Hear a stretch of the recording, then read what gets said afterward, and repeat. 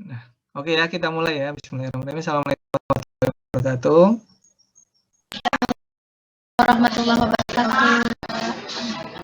Ya, kita hari ini akan berbicara tentang biomekanik for physical therapy.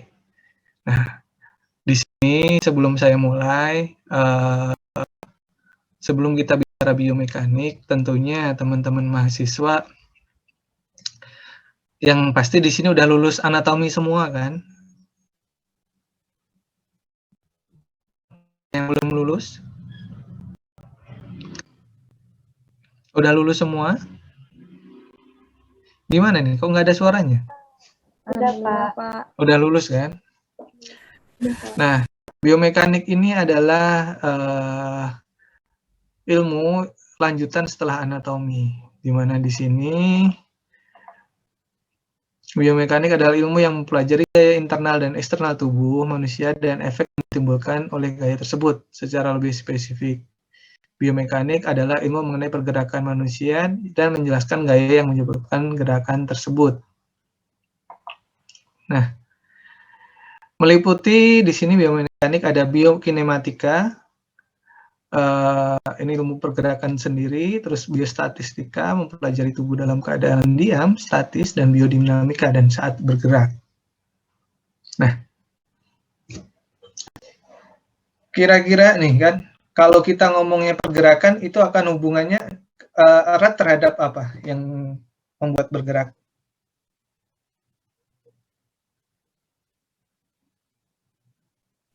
Otot, Pak. Otot, benar sekali. Hubungannya erat sama otot.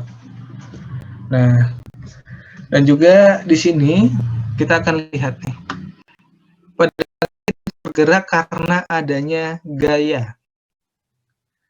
Gaya itu bisa dari internal maupun eksternal, gitu ya. Nah, yang gaya internal itu bisa berasal dari otot. Kalau eksternal bisa dari berbagai macam, entah dorongan atau bahkan gravitasi, gitu. Bisa dari banyak hal. Inilah yang menyebabkan terjadinya sebuah gerakan. Nah, dari ketika kita lihat tubuh kita bergerak, itu dibagi menjadi dua analisa. Yang pertama adalah osteokinematika dan juga artrokinematika. Itu yang paling penting dulu. Nah, osteokinematika itu adalah pergerakan yang melihat gamblang pada gerakan osteonya, tulangnya. Makanya di sini yang terlihat adalah gerakan fleksi, ekstensi, abduksi, aduksi, kayak gitu kan. Fleksi ekstensi tahu? Udah dapet ya? Gerakan fleksi yang seperti apa? Ekstensi seperti apa? Nah, ekso, endo, protraksi, retraksi, gitu kan. Supinasi, pronasi, horizontal abduksi, dan horizontal aduksi. Nah, selanjutnya ketika kita berbicara tentang artrokinematika, kita akan melihat apa yang terjadi di dalam permukaan sendinya. Begitu. Berbeda dengan osteokinematika, gerakannya sudah jelas. Kalau gerakannya fleksi, ya gerakannya arah situ. Berbeda dengan artrokinematika, dia ada rolling, sliding, dan spinning. Hukumnya kita akan memakai hukum konkav-konveks atau hukum cekung-cembung. Ya. Nah, di sini bentuk permukaan sendi itu menentukan dari arah rolling, slide, maupun spinningnya. Bisa kita lihat ketika kita Oke, sebelum kita masuk lagi, terus selanjutnya bidang gerak kita ada ini dulu deh. Nah, selanjutnya kalian lihat di gambar yang satu huruf B ini ada bentuk roll. Roll itu selalu searah dengan osteokinematika, ya. Dia gerakannya seperti menggelinding, namanya rolling, gitu kan, mirip rolling. Kalau kalian tahu roda, itu dia roll. Dan itu searah dengan gerakan osteokinematikanya. Jadi misalkan arahnya gerakannya osteokinematikanya fleksi, rollingnya juga ke arah fleksi gitu.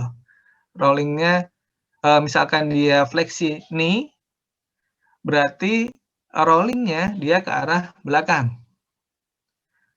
Yang akan berbeda ini adalah gerakan slide. Slide-nya. Slide dia tergantung dari permukaan sendinya bergerak di bidang apa. Jadi kan permukaan sendi itu saling melengkapi, ada cembung dan ada cekung. Kecuali yang ini ya, permukaan yang datar kayak kayak di mana namanya, di metatarsal nanti. Nah, di sini caranya ketika kalian melihat roda untuk mempertahankan posisi kontaknya gitu kan. Dia kalau rolling misalkan cembung bergerak terhadap cekung gitu kan. Ini seperti gambar ya. Tengah, kalian lihat gambar yang di tengah. Nah, ketika dia bergerak rolling ke arah depan, bagaimana ini gambarinnya ya? Itu bentar. Tunggu saya connect pakai satu device lagi ya, bentar. Biar bisa.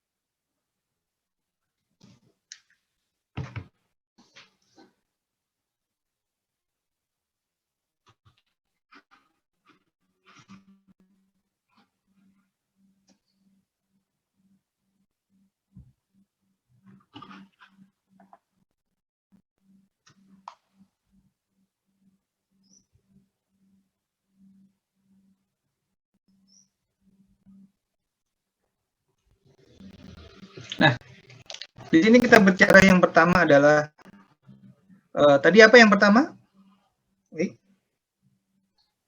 Roll, Pak. Ada roll, ada slide, dan juga spinning. Iya kan? Nah, di sini yang jelas roll itu kita roll itu dia searah dengan dia ibaratnya roda itu berputar.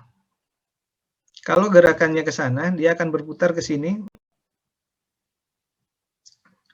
Dia akan berputar gini. Ini dari A menuju B. Nah, dalam mempertahankan pergerakannya gitu kan, biar dia tetap kontak dengan pada titik kontaknya, dia harus berjalan di tempat. Kalau istilahnya kayak ban itu selip, iya nggak? Benar nggak?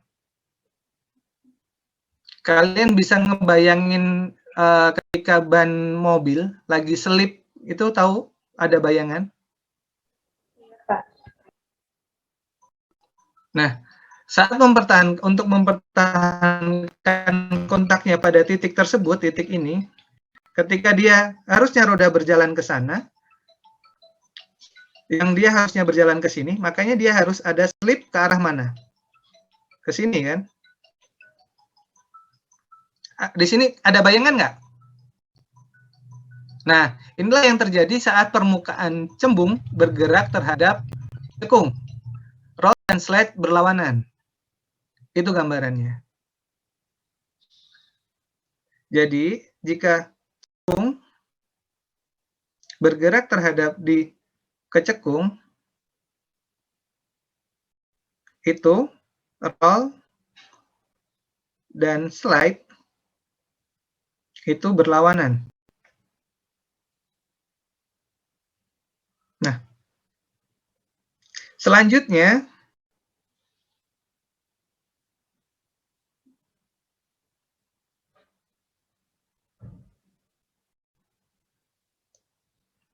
ketika cekung bergerak terhadap cembung. Ini yang cekung, ini yang cembung.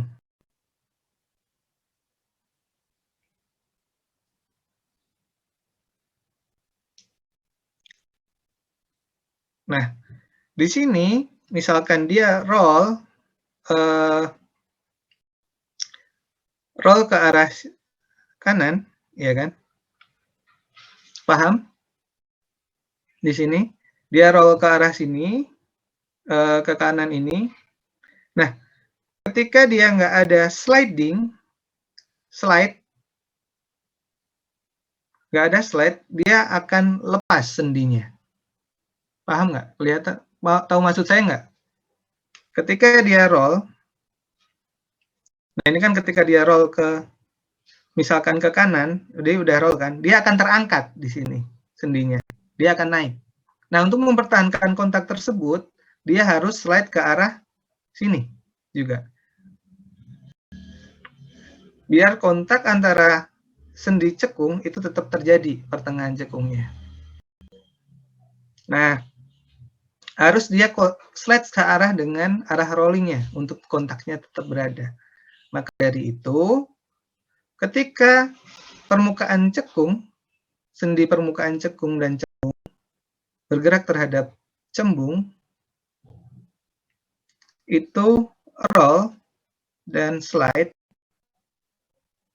searah. Gitu ya. Nah, oke. Sekarang kalian pasti udah pernah belajar tentang bentuk permukaan sendi. Sendi udah ada gambaran lah, misal. Yang gampang-gampang dulu. Misalkan kita bicara untuk gerakan fleksi ekstensi pada sendi knee, itu akan kalian bisa melihat permukaan sendi pada tulang tibianya itu adalah permukaan cekung dan permukaan femur itu adalah permukaan cembungnya.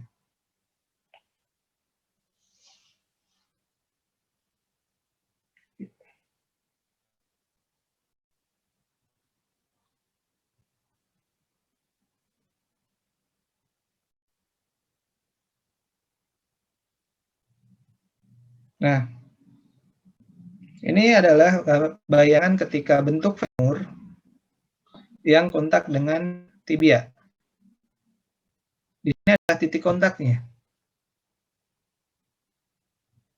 Ya.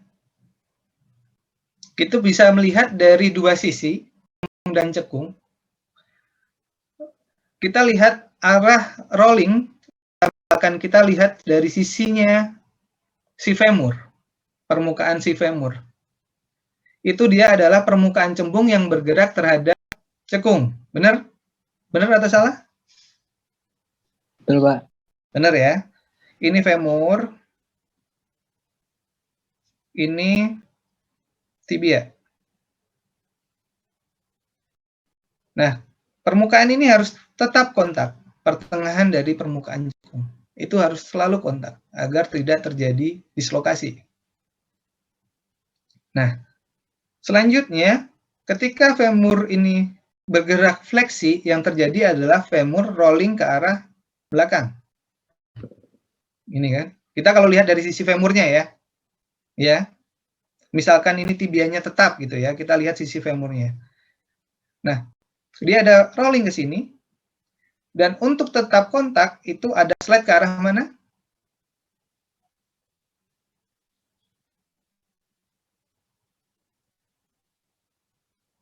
Searah atau berlawanan? Berlawanan, Pak. Berlawanan. Jadi harus ada slide ke arah yang berlawanan. Sini untuk fleksi. Ini untuk gerakan fleksi ya. Bisa ada bayangan kan? Ini patelanya. Di sini ada patella. Nah, dia harus ada slide ke arah depan. Gitu. Ketika kita melihat dari tibia, dari permukaan tibianya, gitu ya. Tibia dia akan bergerak ke arah belakang ketika femur ini fleksi, benar kan? Nah, badi permukaan tibia itu akan terjadi ke arah belakang atau depan? Tibianya. Tibia ini cekung bergerak terhadap femur yang cembung. Belakang, Pak. Belakang, Pak. Belakang, Ke Pak. belakang. Benar.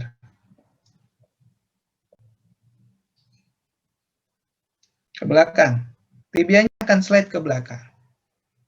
Nanti ini hubungannya, kalian belajar ini hubungannya juga nanti tentang saat terapi manipulasi sendi.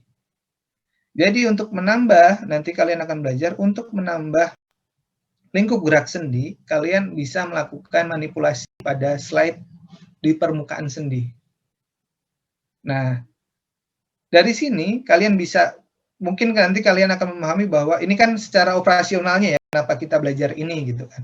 Nah, ketika kita ingin menambah gerakan fleksi, di sini kita bisa lakukan manipulasi tibia ke arah belakang, ke posterior, atau kita bisa manipulasi femurnya ke arah anterior. Kayak gitu. Yang terjadi sama. Karena ketika kita manipulasi, kita lakukan slide ke arah posterior pada permukaan tibia.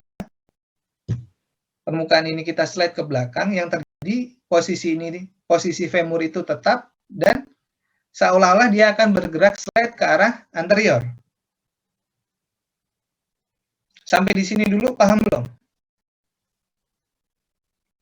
Yang nggak paham boleh sampaikan, karena ini hubungannya panjang kalau masalah hukum cekung cembung, konkav konveks.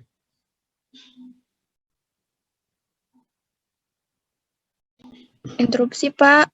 Iya, gimana Mila? Iya, Pak, mohon izin perkenalkan, saya Mila Amalia. Saya belum paham, Pak. Ya, oke. Nah, pahamnya di mana dulu? Nggak apa-apa, cerita aja, cerita. Kita ulas balik. Iya, Pak, mohon izin. Jadi tadi saya keluar, terus pas saya masuk, sudah masuk ke pembahasan ini, Pak. Jadi saya belum paham kenapa dia fleksi, terus tadi dia gesernya ke depan, terus tadi waktu tibianya fleksi juga, dia gesernya ke belakang. Itu saya belum paham, Pak. Oke ya. Baik.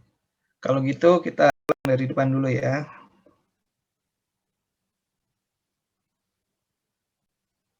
Oke. Nah, jadi Mila, tulang itu pergerakannya ada dua. Secara pergerakan kita itu dilihat secara pergerakan dilihat kita ada dua. Osteokinematika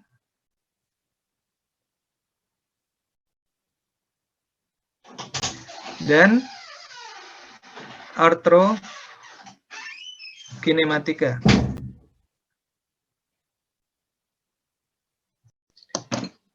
Nah, ada yang bisa jawab tadi osteokinematika itu apa? Ya, izin menjawab, Pak. Saya Nadira. Osteokinematika itu tadi pergerakan melihat pada gerakan osteonya atau tulangnya, Pak. Seperti fleksi ekstensi atau abduksi. Di sini contohnya tadi sesuai yang disampaikan Nadira, dia melihat dari pergerakan tulangnya. Jadi dilihat fleksi, ekstensi, contohnya di sini abduksi, aduksi, terus apalagi eksorotasi, ada endorotasi, terus horizontal, ABD, ada juga horizontal ADD, kayak gitu ya. Ini contohnya, gitu. Tetapi Ini sudah, kalau yang osteokinematika kita lihat secara kasat mata aja udah kelihatan.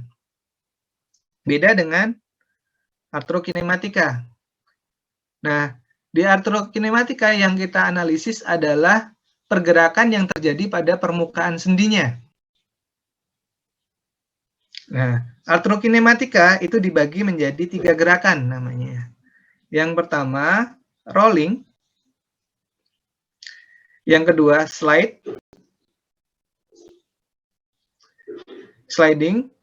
Yang ketiga adalah spinning. Oke, sampai di sini dulu paham, Mila? Paham, Pak. Oke, lanjut ya. Nah,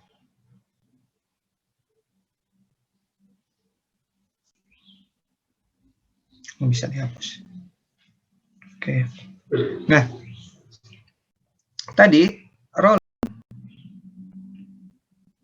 rolling itu ibaratnya seperti gerakan yang terjadi pada roda.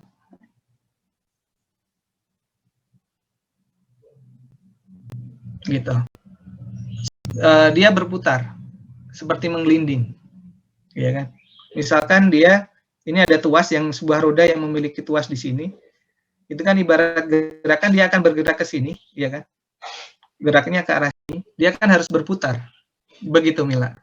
Nah, misalkan rolling ini tidak dibarengin dengan sliding, pusat kontaknya dia akan berubah karena dia berputar. Bisa ngebayangin nggak? Jadi ketika dia berputar, ini namanya roda ngegelinding ya, dia pasti akan bergerak, begitu kan? Kalau pusat kontaknya, yang perlu diingat, pusat kontak itu selalu kita mengamati pada bidang permukaan yang cekung, karena posisi yang cekung selalu lebih pendek, selalu lebih kecil daripada permukaan cembung. Nah, dan untuk menjaga kontak, karena ini cekung ini posisinya lebih kecil, dia kalau ini gerakannya gini, terus dia rolling, misalkan bergerak ke sini, dia akan gelinding. Bayangannya kayak permukaan ban yang gelinding. Nah, untuk menjaga kontaknya, biar tetap berada di sini, nah di sini ini, dia harus ada slide ke belakang.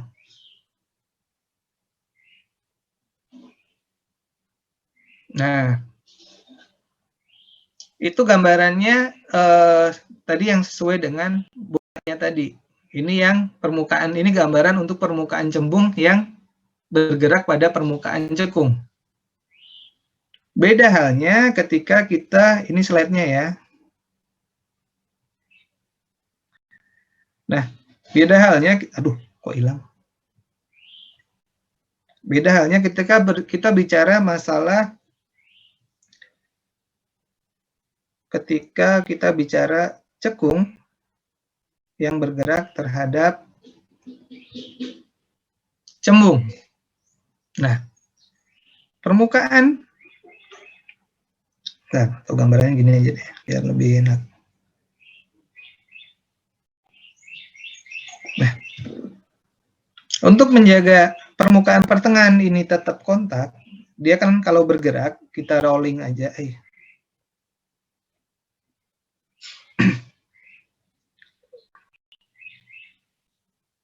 Ketika dia rolling misalkan dia gerak rolling ke sini, permukaan atas ini dia akan terangkat. Benar nggak kalau nggak ada slide? Kayak gitu.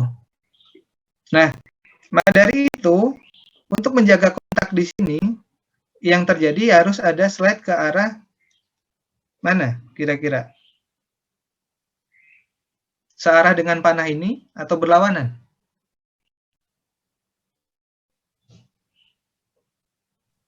Searah, Pak. Searah, benar. Jadi dia harus roll searah ke sini. Biar permukaannya tetap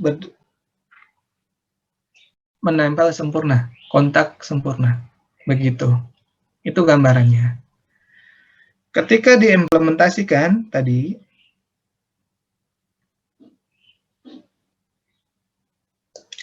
Maka yang tadi kita implementasi terhadap,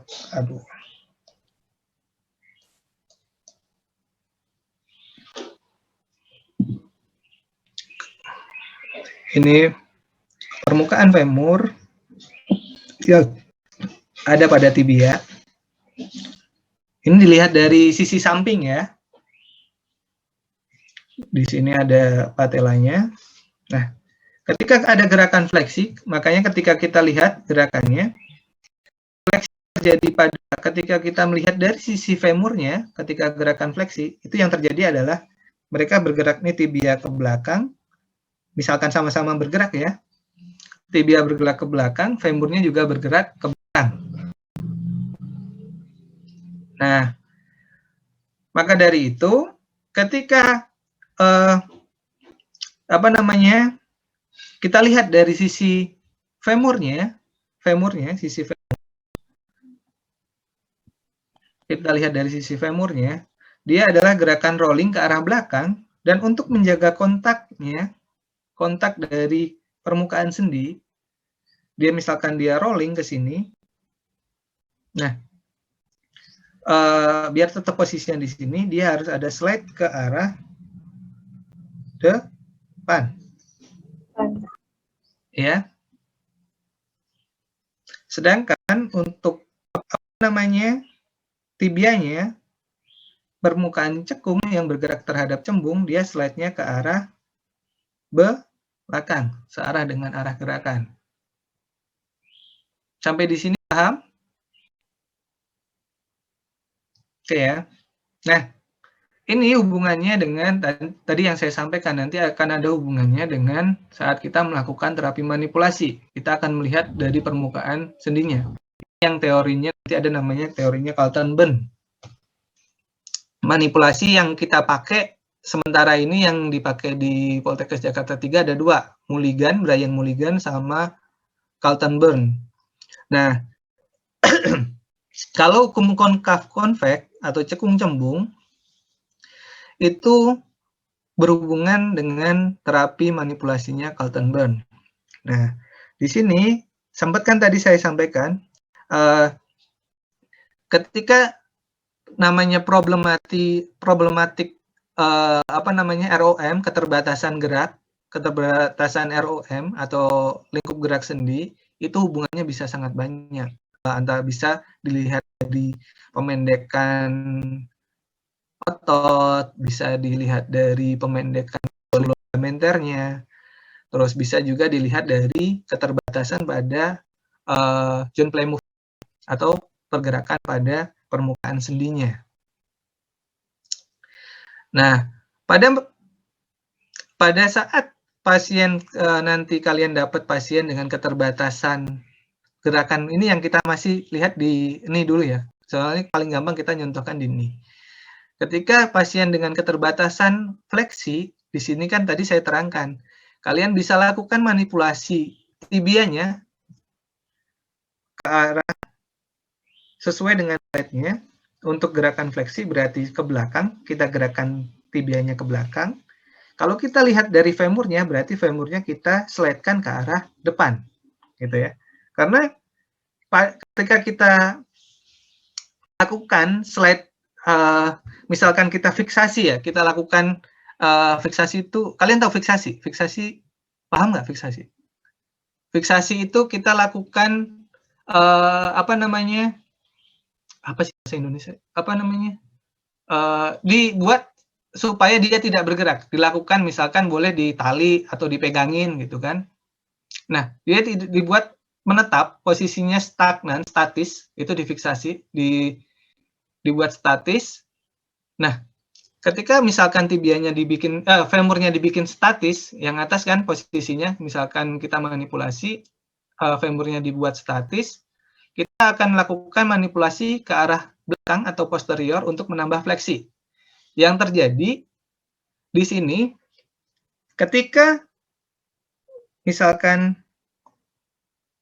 femur ini tibia itu bergerak ke belakang, yang terjadi adalah femur ini juga posisinya tetap dan seolah-olah bergerak ke arah depan. Benar atau salah? Itu yang terjadi, makanya kenapa kalian lihat nih sendinya sama kok, arah slide-nya bisa berbeda begitu.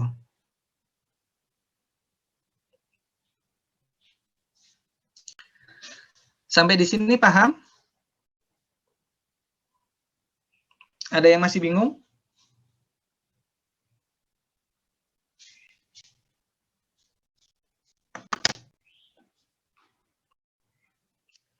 Udah paham semua?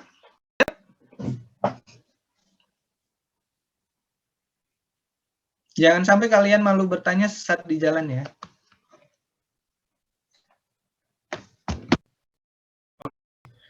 Kalau udah nggak ada yang tanya, kita ya. Lanjut. Oke ya.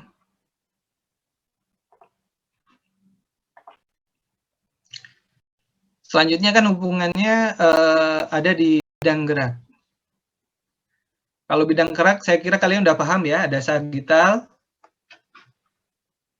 ya, sagital, terus frontal sama transversal. Kenapa nggak bisa pindah? Ya, sagital, frontal, dan transversal. Sekarang saya tanya, misal lihat pada sendi bahu atau shoulder joint. Nah, pada gerakan shoulder joint, gerakan apa yang bergerak pada bidang gerak sagital?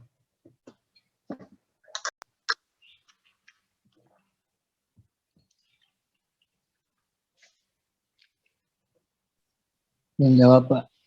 Silakan, Zaid. Kalau menurut saya gerakan fleksi sama ekstensi, Pak. Ya, benar. Jadi, sagital, bidang gerak itu ibaratnya adalah track. Track dia bergerak. Gitu. Ketika dia bergerak fleksi ekstensi, nah, dia kan seolah-olah membuat sebuah garis bentuk bidang. Kalau misalkan kalian dia memotong garis sagital, kayak gitu gambarannya. Beda halnya dengan abduksi. Abduksi itu dia bergerak pada bidang frontal. Abduksi ya, aduksi, abduksi. Beda lagi dengan gerakan horizontal abduksi. Aduksi.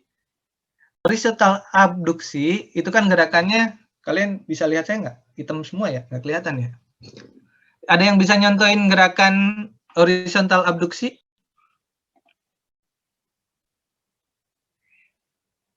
Lah, saya panggil aja. Kalau gitu. Ya, Noval, coba contohin gerakan Noval. Noval ya ini. Coba contohin gerakan horizontal abduksi dan apa namanya?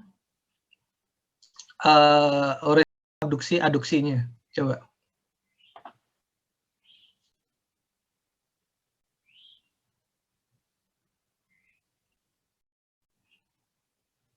Pada shoulder ya.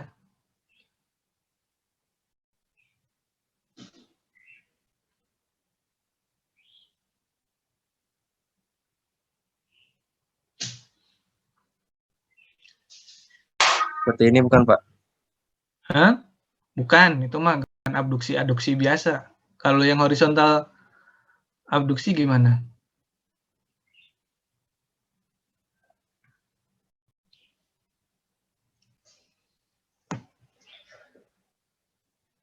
Yang lain dulu deh. Ini kayaknya Noval udah terlanjur lulus anatomi nih, jadinya lupa. Oke.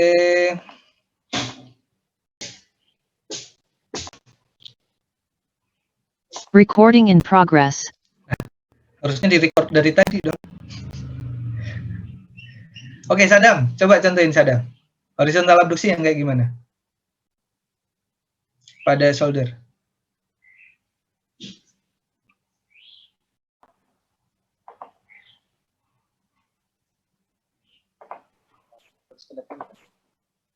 Gimana?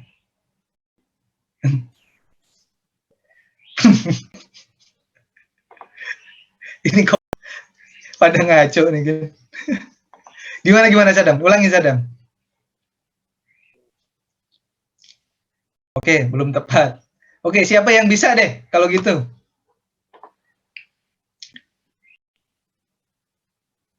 Udah tahu kan, udah pernah dapat kan gerakan fleksi itu kayak gimana, abduksi kayak gimana? Udah dapat belum? Sudah, Pak. Oke. Abduksi. Oke, abduksi udah jelas ya, ke samping ya. Kalau horizontal abduksi sama horizontal adduksi kayak gimana? Ada yang bisa jawab nggak?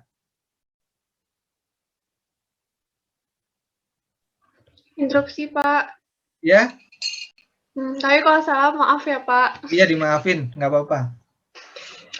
Kayak merentangkan tangan gitu bukan, Pak? Ya. Horizontal abduksi, aduksi mendekat gitu. Benar. Ya. Jadi, benar yang dikatakan oleh Mbak, siapa nih? Panggilannya siapa? Askia atau Azahra? Askia, Pak. Oh iya. Yang benar yang disampaikan oleh Mbak Askia. Gerakannya mirip saat kalian merentangkan ke samping gini. Jadi posisi dari, mungkin kalian lihat posisi yang ketika awalan fleksi shoulder 90 derajat. Ketika kalian gerakan aksisnya ke samping kiri, itu namanya gerakan horizontal aduksi. Ketika kalian gerakan menjauhi secara ini ke tubuh, ini namanya horizontal abduksi. Nah, itu gambarannya. Gitu ya. Oke. Sampai di sini dulu, paham belum? Oke ya. Boleh kita lanjut? Ya, kita lanjut ya. Nah, selanjutnya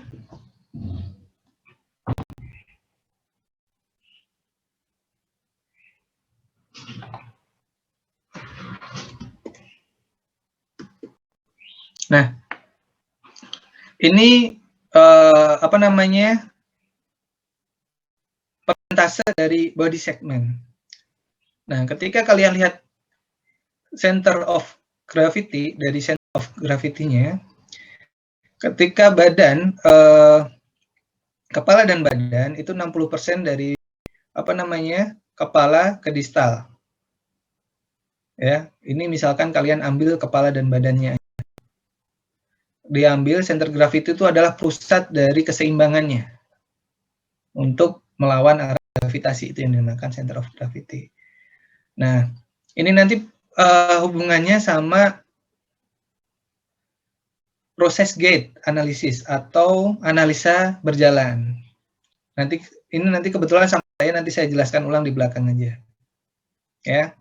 Nah, tapi ini persentase dari berat badan. Gitu ya. Ini dari anggota gerak semuanya. Belum nanti organ dalam dan lain sebagainya. Oke. Nah, kita balik lagi ke sendi. Sendi itu hubungan antar tulang. Dan yang pasti sendi itu adalah tempat terjadinya gerak.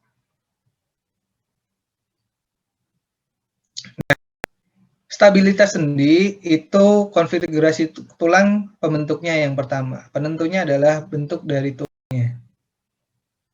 Kenapa bisa di sini bentuk tulang pembentuk bisa menentukan dari stabilitas sendi? Sebagai contoh, kalian bentuk dari sendi hip tahu?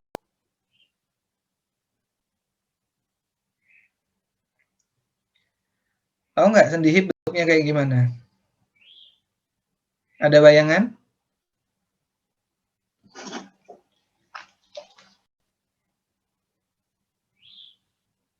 Ada, Pak. Iya. Jadi ketika kita bicara sendi hip, di situ kan tentunya akan berbeda dengan saat kita bicara dengan sendi humeral atau sendi shoulder joint. Nah, sendi hip di sini permukaan cekung dari koksenya itu hampir 2/3 bola. Makanya tulang dari permukaan sendi hip itu stabilitasnya adalah sendi dengan stabilitas paling tinggi, walaupun tidak menutup kemungkinan bisa terjadi dislokasi pada sendi hip. Beda halnya pada sendi glenohumeral shoulder. Glenohumeral permukaan yang kontak itu sedikit, sehingga relatif unstabil, tetapi otot-otot pendukungnya juga kuat, sehingga walaupun kontaknya dikit, tetapi di sini dia masih bisa menjaga dari stabilitas dari shoulder, gitu. Selanjutnya adalah kapsul ligamenternya. Dari ligamen-ligamen kapsularnya yang membentuk persendian, apakah di situ ligamennya masih kuat, struktur elastisnya masih bagus atau tidak, gitu kan. Selanjutnya adalah diskus atau meniskus, di sini sebagai supporting system untuk istilahnya shock breaker atau peredam benturan. Jadi kalau di motor kita punya shock breaker, kalau di manusia kita ada diskus ataupun meniskus untuk meredam benturan yang terjadi pada sendi. Kalau kita nggak punya shock breaker tersebut, nggak punya diskus ataupun meniskus, permukaan sendi kita bisa hancur. Namanya benturan, kita kan bergerak kan hentakan ya. Ada di situ gaya yang saling bertemu antara permukaan tulang. Nah, jika diskus dan meniskus ini hilang, permukaan otomatis akan hancur. Bisa dikatakan bisa mudah sekali terjadi cedera. Nah, makanya Tuhan menciptakan kita dengan adanya diskus dan meniskus untuk meredam benturan tersebut. Otot. Otot ini juga sebagai stabilitas dari sendi kita. Di mana di situ ketika kalian nanti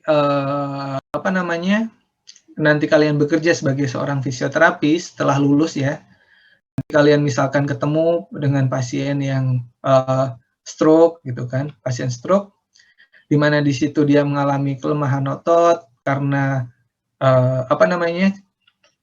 karena adanya gangguan pada otaknya, sehingga di situ impuls ke ototnya juga kacau dan ototnya nggak bisa bergerak. Di situ lama-lama otot juga akan menurun kemampuannya. Nah, ketika otot itu menurun kemampuannya, itu salah satu yang bisa menyebabkan terjadinya dislokasi pada sendi. Mudah sekali memicu, gampang sekali dislokasi karena stabilitas menurun. Jadi, ketika kita bicara tentang stabilitas, ada yang namanya stabilitas aktif dan juga stabilitas pasif. Ya, di mana di situ, bentar. Cara yang ngatur biar saya bisa nyoret-nyoret ini gimana ya?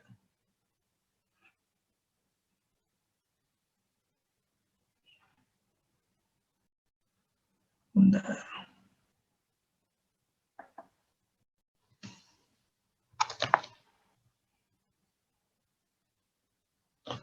Nah, ketika kita bicara masalah stabilitas, itu ada namanya stabilitas aktif, ada stabilitas pasif. Ya. Stabilitas aktif itu adalah kelompok yang masih bisa bergerak. Dia bisa kita gerakan, dia bisa bergerak secara aktif. Soal di sini adalah otot. Nah, kalau pasif itu selain yang bisa bergerak. Dari tulang, terus ligamen, dan lain sebagainya. Sampai di sini paham belum? Iya, Pak. Paham, Pak. Oke. Selanjutnya adalah fasia. Fasia sendiri di sini adalah pembungkus otot. Ya, ini nanti hubungannya sama istilahnya otot itu dia akan lebih untuk memudahkan pergerakan pada otot. Otot itu kan ada yang namanya tadi kan kalian udah belajar ya gerakan otot ya. Struktur yang paling kecil apa namanya? Miofibril, ya nggak sih Pak? Ya benar. Miofibril. Terus apa lagi? Lebih gede lagi?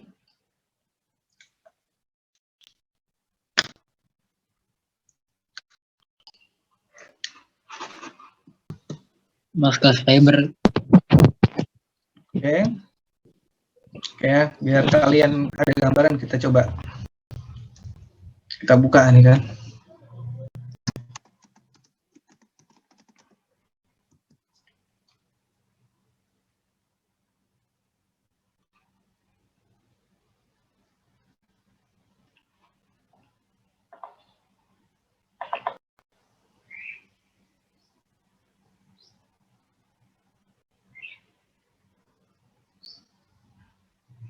Bentar ya.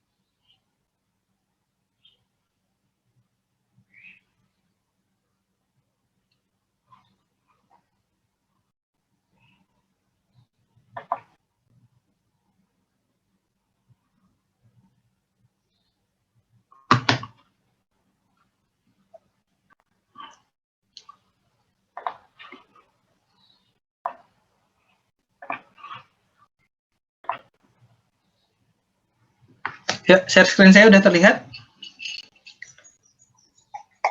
Sudah, Pak. Sudah, Pak. Di sebelah kanan kalian lihat ya.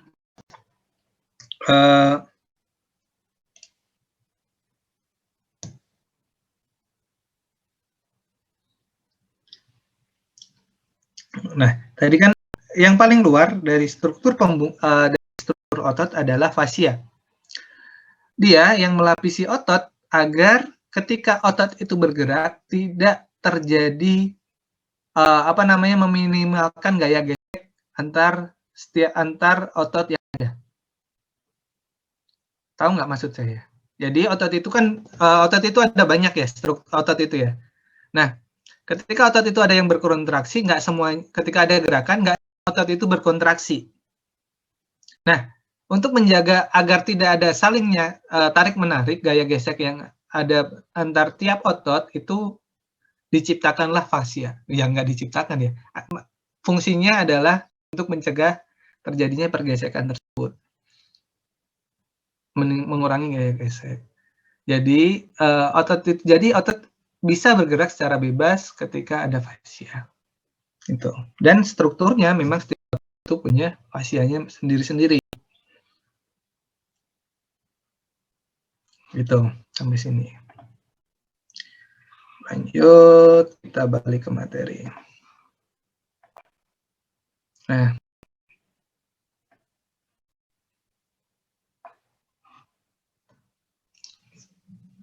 oke, lanjut ya.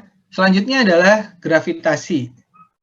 Secara tidak langsung, gravitasi itu akan menarik tubuh ke arah bawah, gitu kan, secara langsung bahkan. Nah, gravitasi ini membuat kita tetap pada tempatnya, nggak ada pergeseran kanan kiri. Pada dasarnya seperti itu. Kalau kita pada posisi yang stabil, itu kenapa gravitasi juga mempengaruhi stabilitas dari sendi. Dan bahkan gravitasi ini berhubungan sekali dengan kepadatan tulang. Nah, tulang itu bisa menyerap kalsium ketika yang pertama ada pergerakan otot dan juga di situ ada stressing pada tulang. Nah, maka dari itu ketika kita bergerak terus ada tulang, nah itu yang menyebabkan tulang tetap bisa menyerap kalsium dan tulang bisa tetap padat. Maka dari itu kan kalian pernah pasti dengar jargon dari salah satu merek susu kalsium yang bilang 10.000 langkah per hari, 1.000 langkah atau 10.000 ya dulu tuh. Ada yang pernah dengar?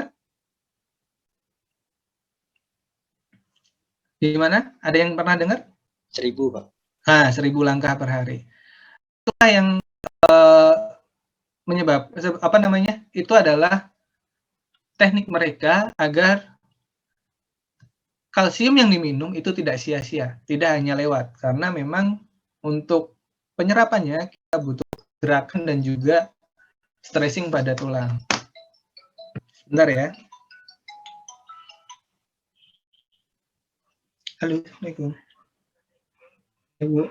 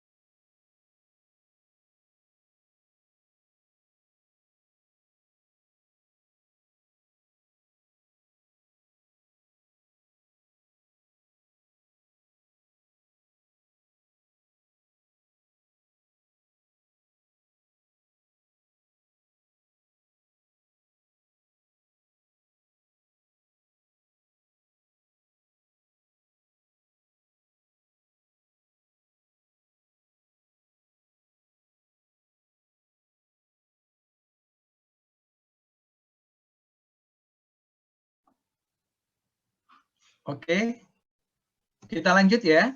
Mohon maaf tadi ada telepon dari Ratu, saya nggak bisa nolak. Boleh lanjut?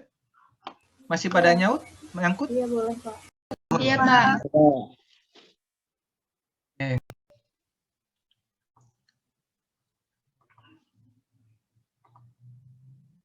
Nah,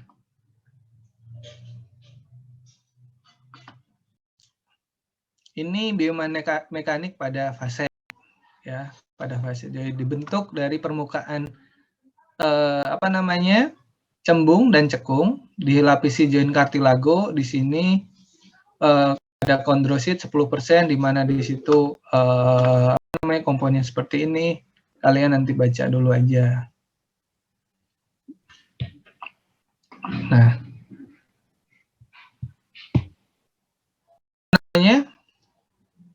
selanjutnya fungsinya apa sih? Untuk bentar. Nah, join kartilago di sini kan. Nah, di sini adalah komponennya. Join kartilago ada kondrosit, kolagen, proteoglikan, dan juga air, garam, protein, glikoprotein, lemak. Nah, ini komponen-komponennya. Nah, di sini fungsinya apa sih? Itu join kartilago itu atau tulang rawan. Nah, dia menambah area kontak dan juga sebagai absorber dari saat pembebanan. Nah, tadi selain tadi ada namanya apa namanya tadi? Yang shock breaker, masih ingat? Diskus, Pak. Ya, diskus dan meniskus. Itu kita juga punya kartilago atau tulang rawan, di mana di situ fungsinya juga mengurangi pembebanan sebagai shock breaker juga. Nah, ini yang terjadi ketika pernah terjadi ada kondisi osteoartritis lutut, di mana di situ kartilagonya dia tergerus, dia udah mulai habis karena proses degenerasi dan juga pembebanan yang terjadi pada permukaan sendi di tibiofemoralnya. Akhirnya di situ terjadilah kerusakan di permukaan sendi dari femur maupun tibianya. Dan terjadilah osteoartritis. Itu tadi. Nah, selanjutnya join kartilago mempunyai kemampuan self lubrikan. Jadi kita ketika melihat dari permukaan di dalam sendi itu ada cairan namanya cairan sinovial. Itu salah satunya juga sebagai fungsi lubrikan dari permukaan sendinya.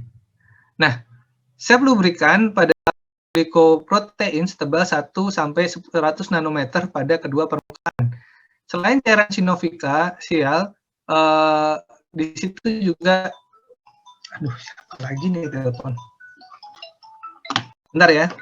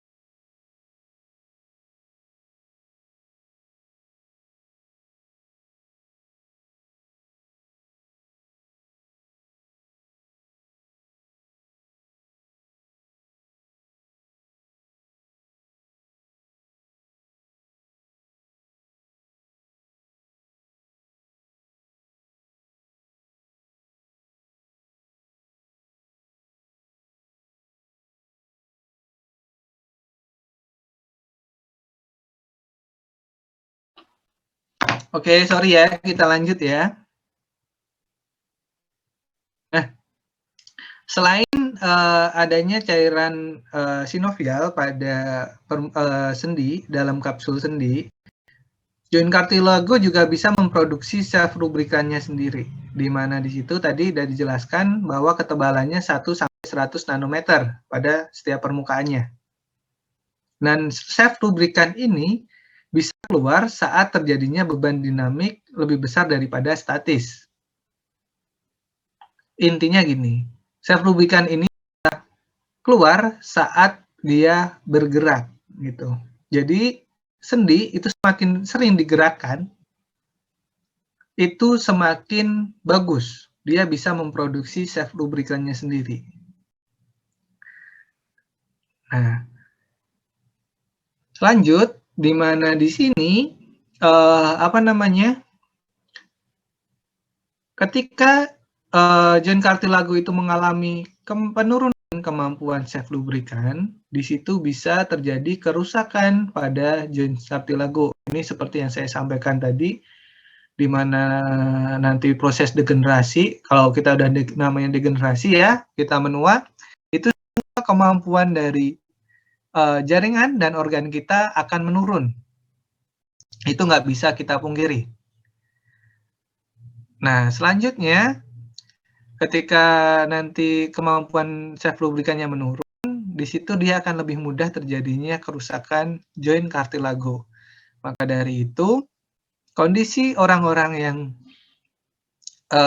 degenerasi lansia itu banyak yang mengalami sakit lutut, nyeri punggung bawah, nyeri leher, dan lain sebagainya.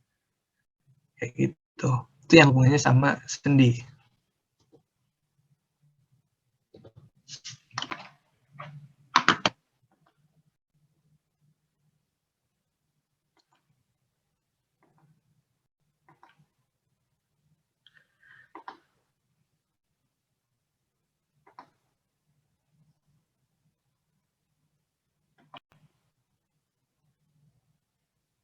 Oke ya, lanjut. Selanjutnya biomekanika pada kapsuloligamenter ataupun tendon dan tendon. Nah, komponen penyusun dari kapsuloligamenter dan tendon itu 70% air dan 30% itu struktur padat, di mana di situ kolagen itu mendominasi dari struktur padat tersebut lebih dari 70%. Di mana sisanya di situ ada elastin dan retikulin. Struktur padat letaknya paralel, kemampuan tensil, stres, longitudinal. Jadi dia mempunyai kemampuan untuk tensil itu jenis dia mempunyai peregangan secara longitudinal searah dengan panjang dari ligamennya. Nah, di mana di sini semakin dekat perlengketan mayoritas komponen dari kartilago, konsentrasi stres berkurang. Nah, yang perlu diketahui bahwa penambahan panjang maksimal ketika diulur panjang maksimalnya di situ dia misalnya sekitar bisa menambah 2-5% dari total panjang ligamennya. Pmax itu panjang maksimal ya. Nah, selanjutnya injury tendon terjadi karena gaya kerja otot yang berlebihan. Dia melebihi dari kemampuan yang bisa diulur dari tendon maupun ligamennya.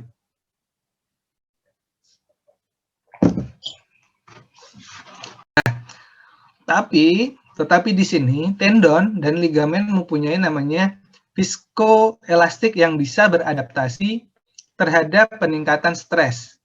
Stres di sini yang dimaksud adalah pembebanan. Nah, pada contohnya ketika kalian lihat atlet-atlet itu yang bisa kalian mungkin di sini gambarnya gini. Sekarang kalian pegang, ada yang bisa posisi berdiri lurus terus sentuh jempol kalian.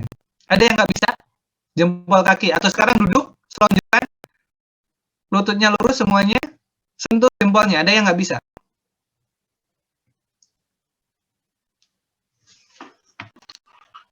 Coba, ada yang nggak? Bisa semua?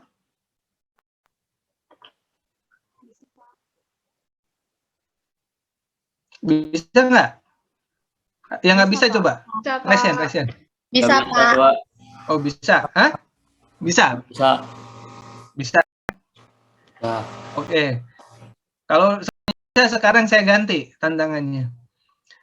Sekarang kaki selonjoran, cium lutut kalian, lurus. Bisa nggak?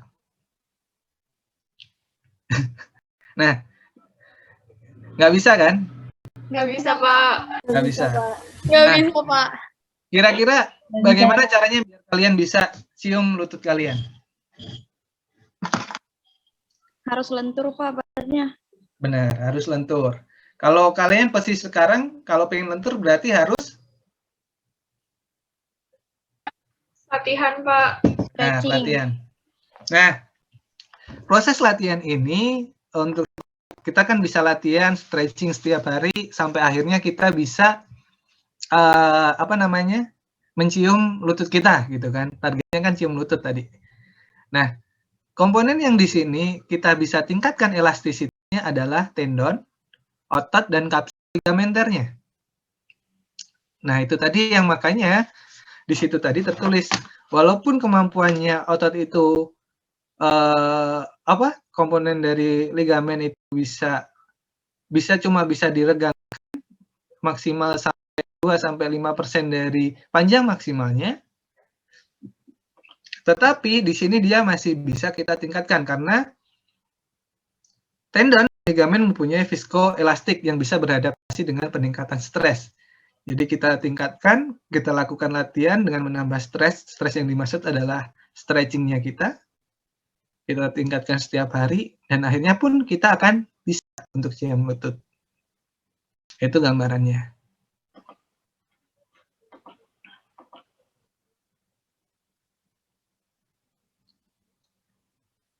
Nah, dari jenis serabutnya ada serabut tunggal dan serabut multi. Dan selanjutnya dari segi letak ligamen, di situ ada intraartikular dan ekstraartikular, dan juga ada intrakapsuler. Sedangkan untuk kemampuan tendon dan ligamen dipengaruhi oleh usia dan kehamilan, gitu ya. Nah, pada usia kehamilan di sini kan nggak pungkirin kita usia di situ kondisi usia semakin tua, kemampuan tendon dan ligamen untuk mengulur itu semakin rendah. Tapi pada kondisi kehamilan, wanita akan relatif dia lebih lentur.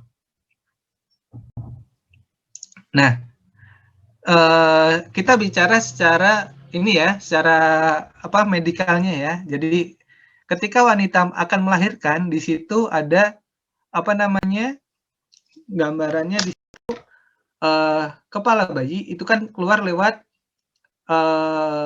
tulang apa? Ini saya perlu bukain lagi nih gambarnya kayak ini.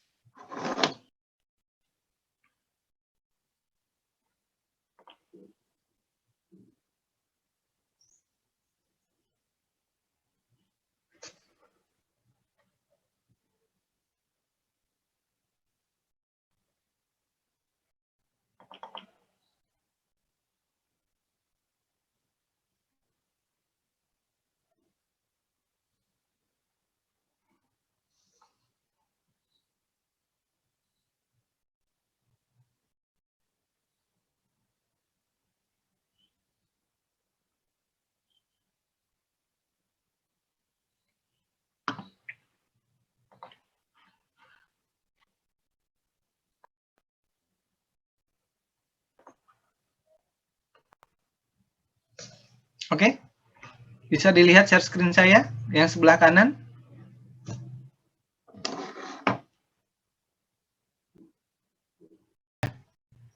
Ketika kita berbicara saat kehamilan dan proses melahirkan, kepala bayi akan keluar dari sini.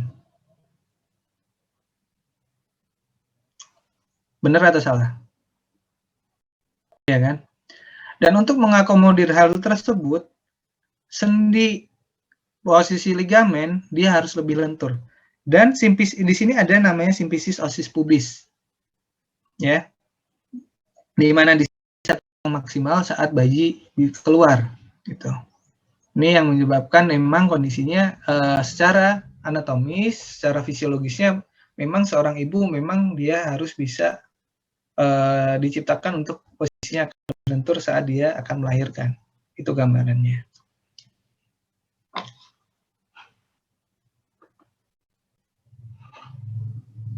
Ini saya dari tadi ngeliatin wajah saya ternyata bener-bener kayak siluet.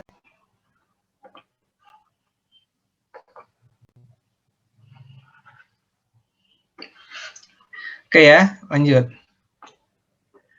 Nah, selanjutnya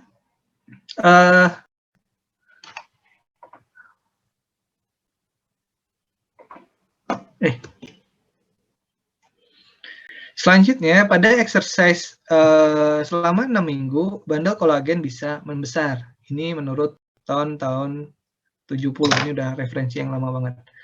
Selanjutnya, untuk imobilisasi selama 8 minggu, itu terjadi penurunan panjang maksimal sebesar 39%. Rekondisi 5 bulan untuk penurunan tinggal 20%. Dan setahun baru bisa normal.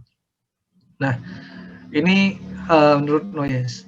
Nah, pada halnya seperti ini. Nggak selama latihan pun bisa setting untuk bisa membesarkan ataupun menurunkan besaran dari tendon. Itu nanti hubungannya saat terapi latihan kalian akan belajar. Nah, tendon itu bisa kita untuk saat latihan kita bisa set tendon itu bisa mengecil, strukturnya jadi mengecil.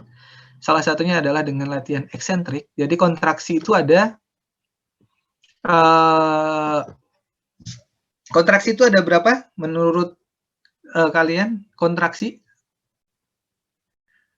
Dari sifatnya ada kontraksi otot itu isometris dan isotonik. Tahu nggak? Fisiologi udah dapat kayaknya ya. Udah dapat belum? Udah kan? Masih ingat? Masih ingat? Ada yang lupa? Oke, kita ulang ya. Jadi kontraksi itu ada 2, isotonik dan isometris. Nah,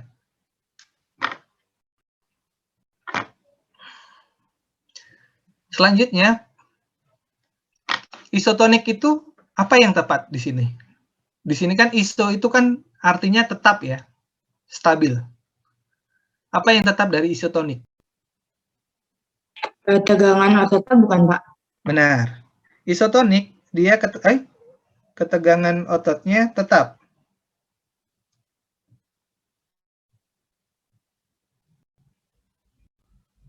Ketegangan ototnya tetap. Isometris? Ada yang bisa jawab?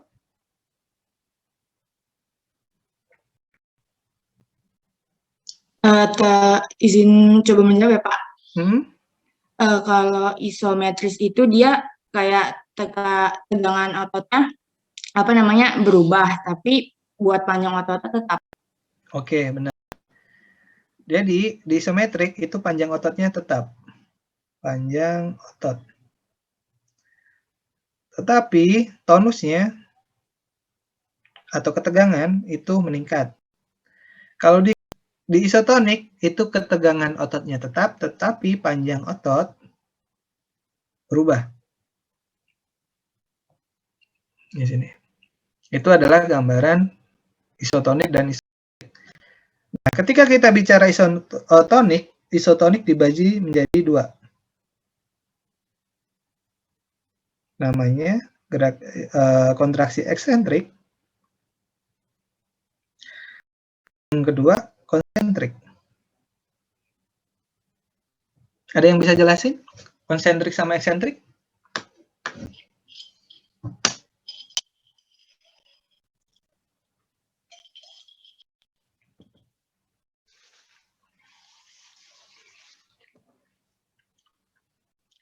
Ada? Izin coba menjawab, boleh Pak? Boleh, boleh.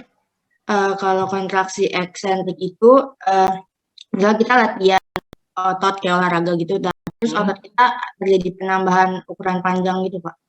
Oke. Kalau konsentrik?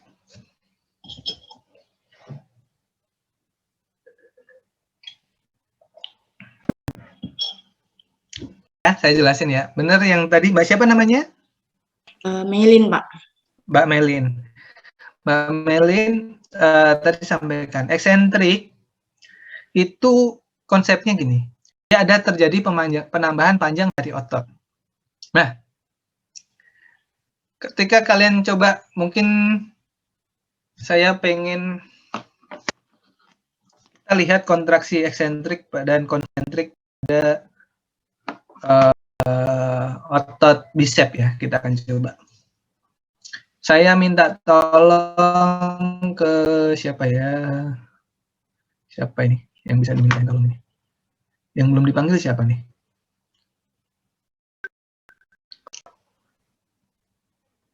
Siapa ya? Yang sisi belakangnya masih agak panjang siapa? Biar bisa kelihatan posisi berdiri. Aris. Aris, bisa berdiri? Nggak bisa, Pak.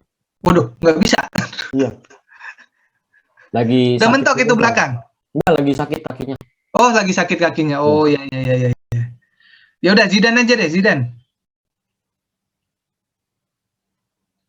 Iya, Pak. Ya, coba berdiri. Berdiri di sisi belakang, agak ke belakang. Oke ya. Nah, hadap kanan. Jadi kita lihat nyamping. Sip. Itu tangan kanan kan yang dekat kamera? Iya, Pak. Oke. Sekarang gini.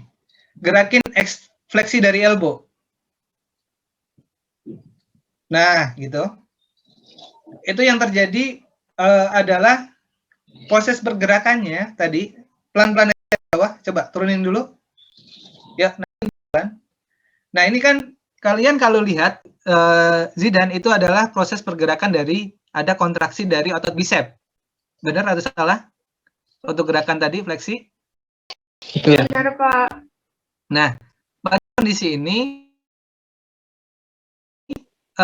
kontraksi yang terjadi pada Zidane ini adalah kontraksi secara isotonik dengan terjadinya pemendekan proses terjadinya perubahan panjang tetapi arahnya memendek. Itu yang dinamakan dengan kontraksi secara konsentrik. Ketegangan ototnya hampir sama, tapi di situ ada perubahan panjang ototnya ke arah memendek. Itu yang dinamakan konsentrik. Semua gerakan otot yang memendek dan di situ tonusnya tetap atau relatif tetap itu dinamakan konsentrik. Sampai di sini paham? Oke. Zidane sekarang turunin tangannya pelan-pelan ke arah ekstensi. Pelan-pelan. Oke. Nah, saat gerakan ekstensi ini yang berkontraksi otot apa? Bicep atau tricepnya dari Zidane? Tricep, Pak. Salah. Oh, Coba. masih bicepnya ya, Pak? Iya, benar. Ini yang dinamakan nanti ada sistem lever. Jadi, gaya gravitasinya ke arah mana dan yang bisa kontrol kontraksi tersebut itu otot apa? Karena gaya gaya gravitasinya ke bawah, tricep nggak perlu kontraksi agar tangan itu turun ke bawah. Iya kan? Benar nggak? Benar, Pak. Iya kan? Kalau kalian turun, kalian pelan-pelan ke bawah, tricep nggak perlu kontraksi karena dia udah ketarik sama gravitasi. Nah, tetapi untuk menjaganya agar tetap pelan-pelan, ini otot bicep dia kontraksi. Tetapi kontraksinya dia makin lama makin memanjang. Kerasa nggak? Kalian bisa praktekin semua? Bisa rasain nggak? Nah, dia tetap kontraksi tapi lama-lama memanjang. Itu yang dinamakan kontraksi eksentrik. Gitu ya. Nah, itu gambarannya untuk konsentrik sama eksentrik. Ketika di situ ada kontraksi tetapi ototnya makin memanjang bukan memendek, itulah yang dinamakan eksentrik. Tetapi di situ kontraksi ototnya yang memendek, itu arahnya memendek antara kontraksinya, itu namanya konsentrik. Oke, Zidan silahkan duduk lagi.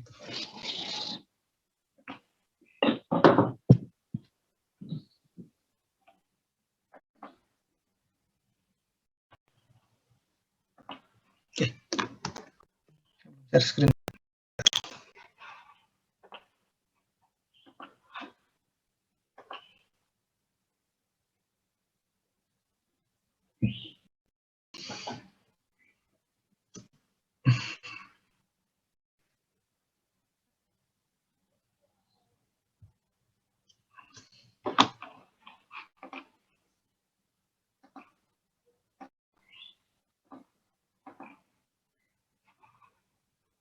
Nah, selanjutnya adalah meniskus. Meniskus itu dilekatkan pada tibia oleh ligamen koronari. Di sini ada di di knee atau lutut. 2/3 dalam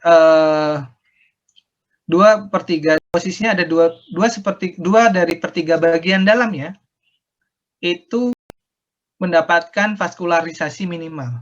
Inilah yang menyebabkan ketika meniskus itu ada cedera, dia susah sembuh. Vaskularisasinya minimal. Di sini fungsinya adalah yang pertama mengizinkan gerakan antara femur dan tibia. Tadi udah saya sampaikan sebagai shock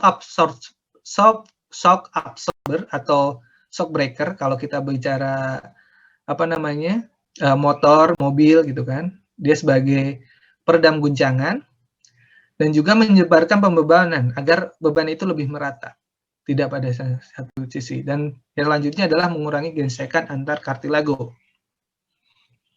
Ini fungsinya meniskus.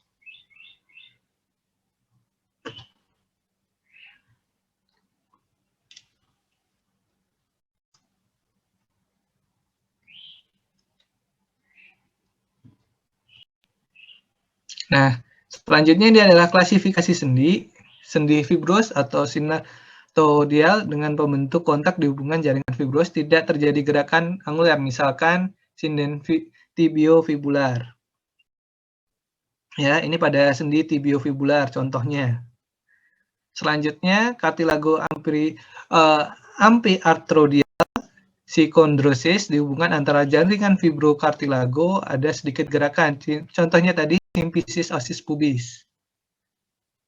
Dan selanjutnya adalah sinovial atau diartrodial, tulang pembentuk lapisi jaringan fibrokartilago, ada cairan sinovial, kavum sendi dan kapsul sendi diperkuat oleh ligamen terkadang diskus.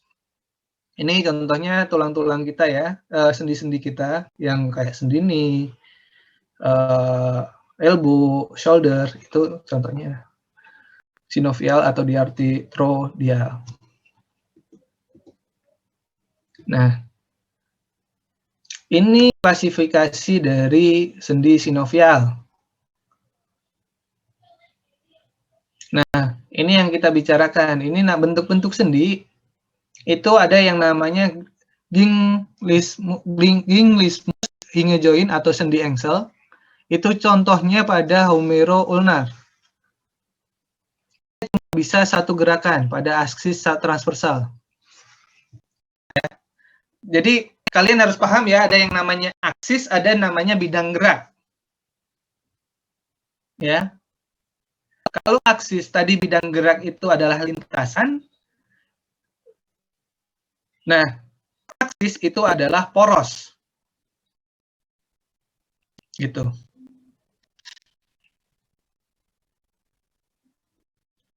Nah, contohnya di sini humero ulnar.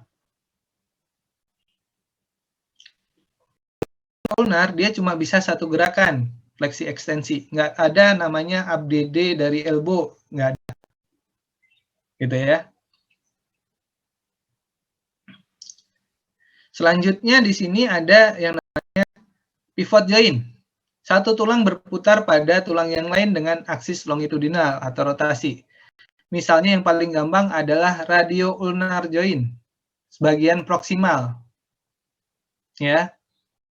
Radio ulnar joint, ketika kalian udah pernah lihat bentuknya kan? Di situ sisi proksimal. Ketika kita bergerak kita menggerakkan lengan bawah, supinasi maupun pronasi, yang terjadi di situ adalah radial, dia berputar terhadap ulnar. Gitu. Muter aja, muter gitu. Nah, ini adalah gambarannya untuk pivot joint.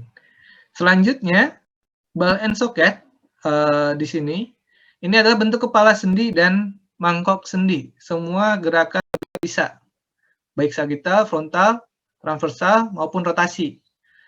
Aksis lewat sentrum, misalkan atau hip, dan juga glenohumeral. Ada bayangan? Oke ya. Lanjut. Nah, selanjutnya, kondiloid atau ellipsoidea, di sini misalkan konveks ketemu elip, bidang gerak sagittal dan frontal. Nah, ini misalkan pada artikulasio radiokarpal. Dan juga saddle plana, ini yang mungkin dulu sering banget didengar waktu waktu sekolah SMA, kayaknya juga udah pernah belajar ya, sendi saddle kayak gitu udah pernah ya. Itu ada konveks, konkav. Nah, dia bentuknya konveks vs konkav, bidang gerak sagittal maupun frontal. Misalkan artikularium metacarpo palangeal di palang. Nah, dari selanjutnya itu adalah gliding plane. Di sini permukaan sendi nyaris datar, gerakannya cuma menggeser, cuma sliding doang. Nah, di sini contohnya adalah interkarpal. Tahu interkarpal yang mana? Di sini. Waduh, nggak kelihatan lagi muka saya. Ya. Kalau yang tadi mungkin kalian nggak ada bayangan adalah kondiloid atau ellipsoidema. Itu ada bayangan nggak bentuknya seperti apa?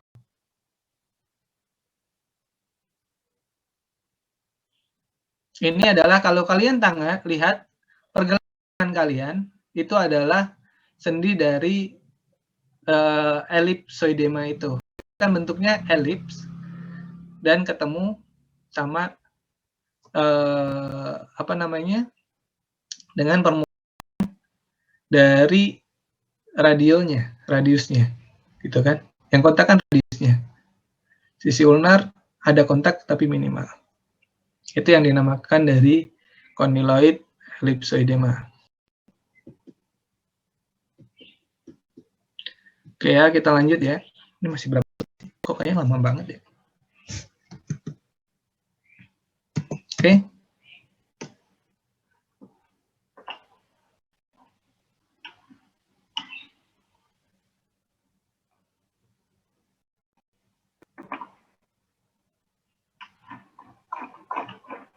Oke ya. Kita masih sekitaran 10 slide.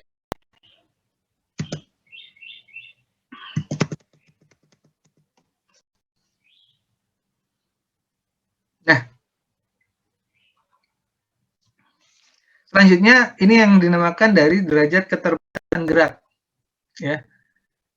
Kayak ini ada yang namanya uniaksial atau keterbatasan 1 derajat keterbatasan gerak. 1 derajat kebebasan gerak atau uniaksial itu 1 gerakan aja dia bisa bergerak. Contohnya tadi yang paling gampang adalah radio ulnar karena dia sendinya sendi engsel. Ya kan? Dia cuma bergerak fleksi ekstensi pada sendi bumero. Ya. Selanjutnya 2 derajat kebebasan gerak atau biaksial, 2 aksis dan 2 gerakan bisa sirkumduksi, misalkan metakarpopalangeal atau artikulasi tadi radiokarpal. Nah, selanjutnya 3 derajat gerak semua gerakan bisa, misalkan tadi ada hip dan juga shoulder. Dan selanjutnya yang tanpa aksis itu adalah gerakan cuma geser atau slide doang, itu adalah interval.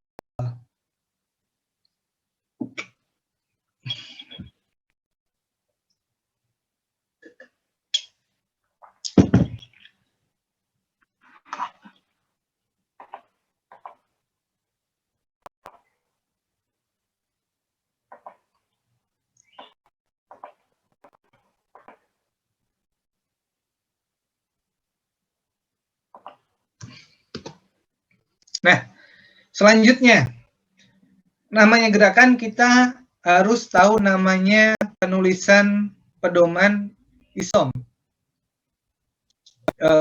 Penulisan ISOM itu adalah International Standard of Movement. Jadi kita punya cara mengukur penulisan penulisan derajat dari gerakan range of movement itu yang terstandarisasi, ya. Nah, syarat yang pertama dia adalah dimulai dari neutral zone starting position, posisi anatomis. Zero starting position ini posisi anatomis. Jadi posisinya dari lengannya lurus ke bawah, terus dari wrist-nya supinasi, ya kan? Nah, itu mulai diukur. Selanjutnya, kita bisa melihat dari bidang geraknya. Ada sagittal, frontal, sama transversal. Selanjutnya tadi, kayak sagittal, contoh kita akan bicara misalkan dari shoulder ya. Sagittal, berarti ketika kita lihatnya dari bidang sagittal, kita akan melihat gerakan apa?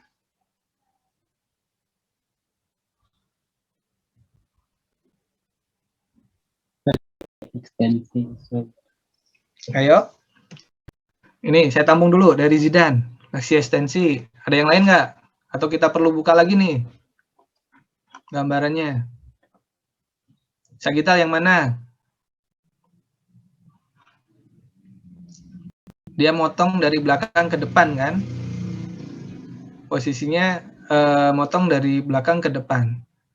Nah, benar yang dikatakan oleh tadi siapa? Zidan ya? Oke, saya pindahkan nanti kalian biar enak.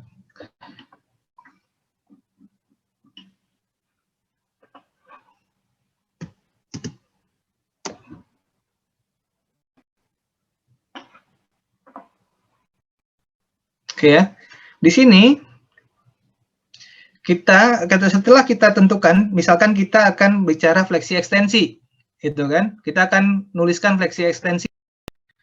Yang pertama kita posisikan pasien pada posisi netralnya, sendinya lurus, elbow-nya lurus, shoulder-nya lurus ke bawah.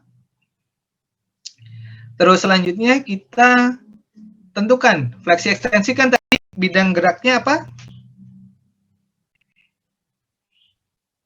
Sagittal ya. Nah, kita udah tentukan dia sagittal.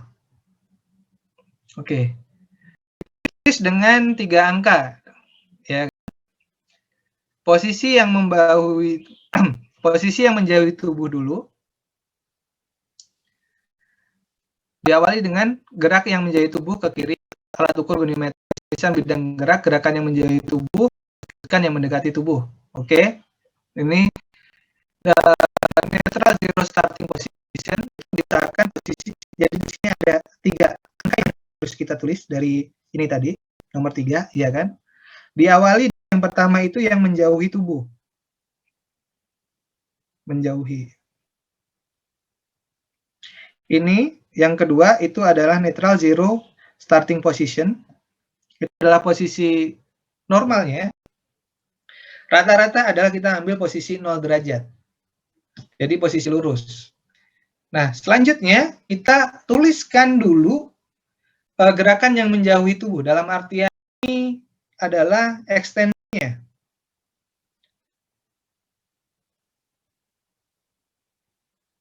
Nah, gerakan ekstensi berapa kira-kira?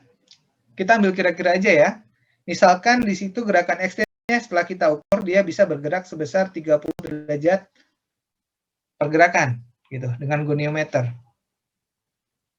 Jadi sendi itu untuk mengukur luas gerak sendi kita gunakan derajat ya. Alat ukurnya namanya goniometer. Nanti kalian dapat di pengukuran. Nah, tapi ini sebagai sekilas info dulu, misalkan nanti kalian biar ada bayangan ke depannya nanti. Nah, ketika gerakan, kita tuliskan gerakan yang menjauhi dulu, setelah itu yang gerakan yang mendekati, fleksinya. Fleksinya misalkan dia bisa 160 derajat secara pergerakannya. Gitu. Sampai di sini paham belum?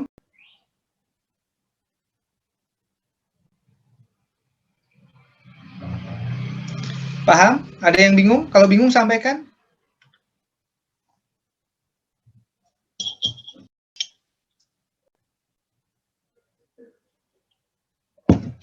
Oke ya, paham ya? Ini saya tanya paham nggak ada yang jawab, saya tanya bingung nggak ada yang jawab. Jadi ini paham atau bingung? Pak izin bertanya Pak. Oke, monggo silakan. Ya Pak mau tanya. Untuk jadi kan yang pertama angka ditulis itu yang derajat yang menjauhi tubuh, yang terakhir yang tubuh. Nah itu patokannya menjauhi dan mendekati apa selalu ekstensi fleksi atau bagaimana gitu Pak? Jadi gini, gerakan itu kan ada patokannya gini. Gerakan itu ada fleksi ekstensi yang sering kita ukur ya. Fleksi ekstensi, ABD abduksi sama adeduksi, AB sama AD ya kan. Terus fleksi ekstensi, abduksi, terus apa lagi nih? Horizontal abduksi, horizontal aduksi, sama rotasi.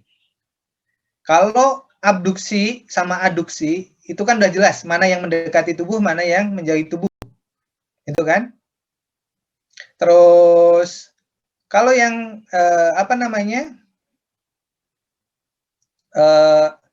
kalau yang rotasi, itu juga jelas. Indo sama exo. Iya kan? Endorotasi sama exorotasi itu dia udah jelas. Berarti yang lebih mendekati adalah yang endorotasi. Nah, beda halnya dengan fleksi dan ekstensi. Kalau fleksi dan ekstensi yang didulapkan adalah ekstensinya. Gitu ya, Mas?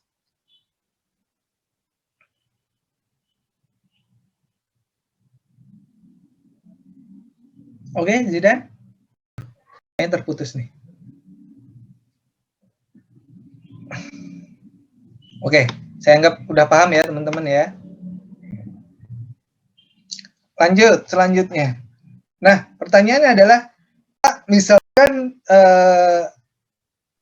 Ya, apa namanya? Makasih, Pak. Oh iya. Misalkan, mungkin pertanyaan kayak gini. Misalkan ada keterbatasan, dia nggak bisa di posisi netral.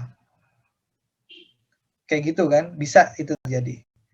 Yang terjadi adalah kita tuliskan di sini posisi awalnya, bisa misalkan dia keterbatasan di posisi fleksi 30, dia nggak bisa lebih, ekstensinya nggak bisa melewati tersebut.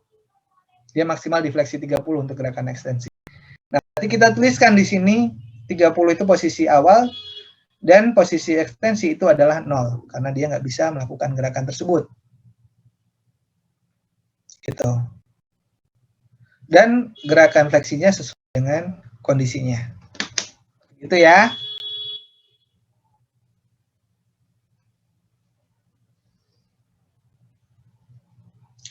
Sampai di sini paham? Paham, Pak.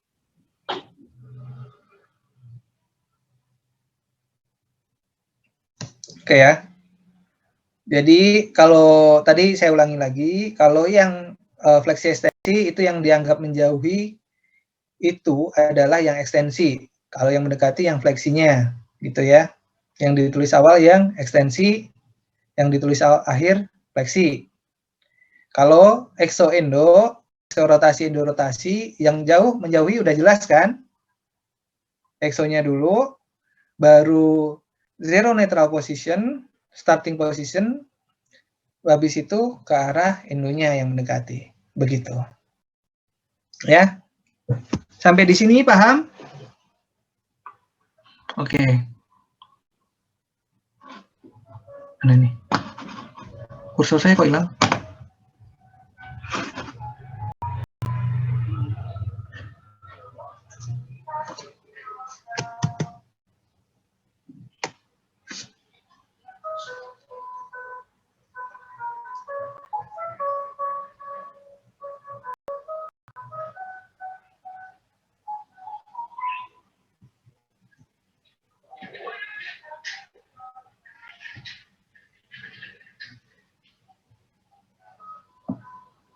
Oke, kita lanjut ya. Saya kira nggak ada masalah sampai di sini. Kita lanjut lagi. Otot itu dibagi menjadi 3. Saya kira ini semuanya udah paham. Dari SMA, SMP pasti udah dapat. Ada yang namanya otot polos, ada namanya otot skeletal, dan juga ada namanya otot kardiak, otot jantung. Itu 3 jenis otot yang ada pada tubuh kita. Otot smooth atau otot polos itu ada pada organ dalam, khususnya pada organ pencernaan atau usus kita. Otot skeletal dia adalah jaringan kontraktil yang berguna untuk pergerakan pada tubuh. Sedangkan kardiak adalah otot jantung. Di mana di sini sistemnya, strukturnya dia adalah gabungan antara otot polos dan juga otot lurik atau otot skeletal. Nah, komponennya di sini kalau skeletal dia sejelas komponennya adalah komponen kontraktil, di mana di situ terdiri dari serabut otot. Dan selanjutnya dia juga punya komponen elastik konektif tisu, yaitu tendon, sekat otot, dan pembungkusnya atau fascia tadi. Nah, myofibril dia panjangnya longitudinal dan paralel, tersimpan dalam substansi protein. Ini struktur otot secara biasa. Nah, struktur otot di situ dimulai dari myofibril, transvertebral, sarkoplasma, dan juga mitokondria. Di sini untuk produksinya produksi dari apa namanya ATP atau energi. Tadi kalian udah lihat videonya ya? Udah lihat semua kan? Dari fisiologi kontraksi otot. Nah, itu sebenarnya fisiologi kontraksi otot itu adalah ilmu yang penting. Yang pertama, itu hampir semua latihan kita menggunakan kontraksi otot. Jadi kalian harus paham sekali bagaimana kontraksi itu bisa terjadi. Oke? Nah, selanjutnya, biomekanik otot skeletal, dia sifat fisiologis ototnya adalah irritability, conductivity, kontraktil, dan elastik. Kecepatan kontraksinya itu sangat cepat, itu antara 10 sampai 100 milisecond. Tipe kerjanya konsentrik, ketegangan tadi udah saya sampaikan, ketegangan ototnya sama, gaya eksternal, dan panjangnya dia memendek kalau konsentrik. Eksentrik itu ketegangan otot tetap, gaya eksternal, dan ototnya memanjang. Isokinetik, kecepatan gerak sendi tetap menghasilkan momentum maksimal pada otot. Isoinertial adalah gaya eksternal tetap menghasilkan momen submaksimal pada otot. Tapi yang perlu kalian ketahui sebenarnya yang ini. konsentrik, eksentrik, ini yang paling penting banget kalian ketahui. Konsentrik, eksentrik, sama isentrik. Nah, tipe serabut otot itu adalah tipe 1, itu sekitaran 50% sampai 55%. Tipe 2A itu 30% sampai 35%, dan sisanya adalah tipe 2B. Oke. Tipe serabut otot perlu saya jelaskan atau kalian udah pernah dapat? Di fisiologi udah pernah dapat belum?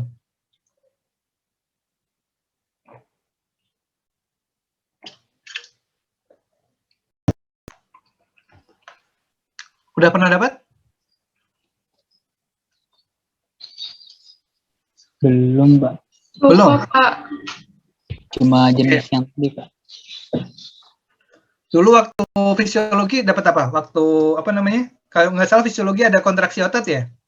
Ada, Pak. Benar.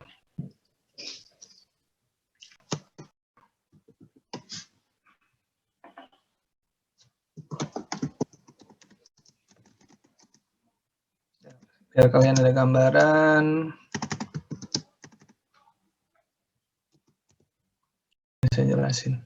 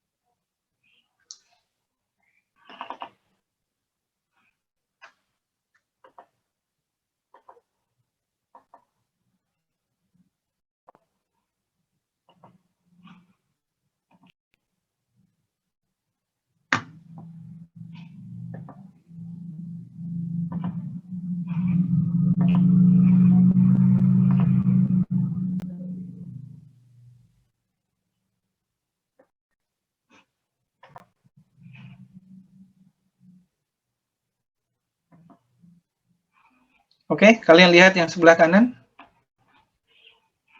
Kelihatan?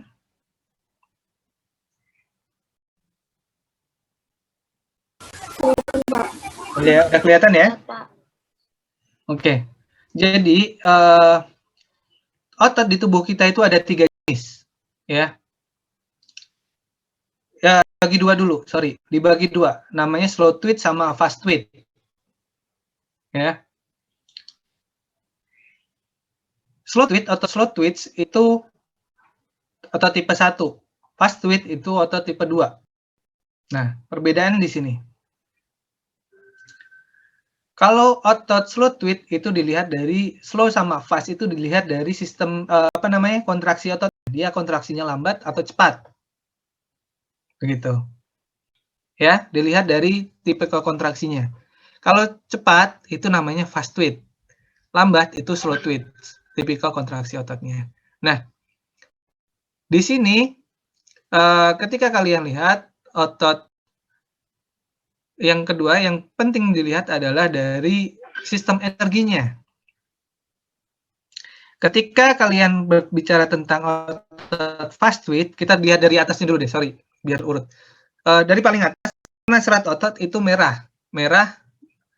Yang tipe 1 slow twitch itu merah, tipe 2 itu merah, tetapi otot fast twitch itu putih.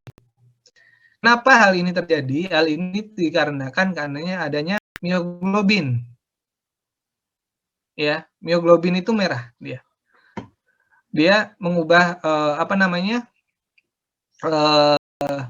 posisinya, dia memanfaatkan oksigen untuk bisa maksimalkan kontraksi. Gitu. Makanya di situ mioglobinnya banyak. Nah, lanjut. Dia seratnya, ototnya itu dari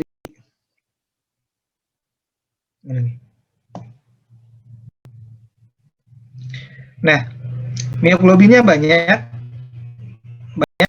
Nah, sedangkan fast twitch yang tipe 2B itu relatif sedikit. Iya kan? Nah, mitokondria, tadi kalian udah lihat kan, mitokondria fungsinya buat apa?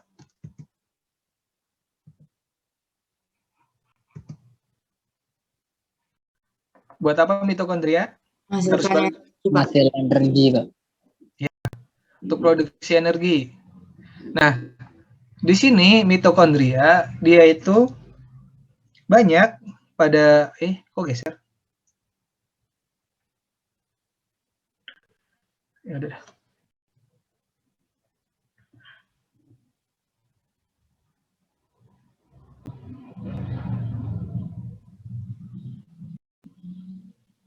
Nah, selanjutnya mitokondrianya dari yang dia banyak dan juga sedikit. Nah, gambarannya adalah gini.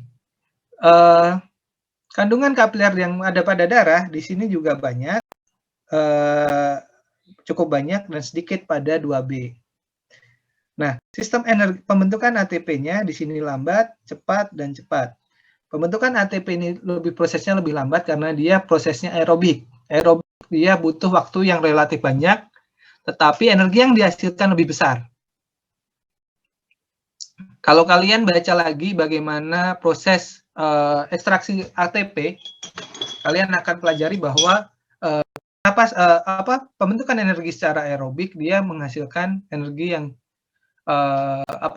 cukup banyak, tapi prosesnya lebih lambat. Tetapi di sini ada yang namanya pembentukan secara anaerobik, dia lebih cepat. Tetapi di situ dia akan menimbulkan zat sisa, laktat dan lain sebagainya. Nah, sistem energinya, dilihat dari sistem energinya di sini otot tipe slow twitch dia aerobik, dan otot tipe 2A itu aerobik, gabungan aerobik dan anaerobik, sedangkan otot dari tipe B, 2B itu ATP dan kreatin. Nah, dilihat dari daya tahannya di sini, secara stamina, otot tipe 1 itu adalah otot yang paling baik untuk stamina. Diikuti dengan otot tipe 2A dan yang terakhir paling jelek adalah 2B. Dan yang kita lihat di sini, otot yang pada mudah lelahnya, akhirnya kan jadinya yang otot tipe 1 dan otot 2A itu tidak mudah lelah, sedangkan otot tipe 2B itu otot yang mudah lelah.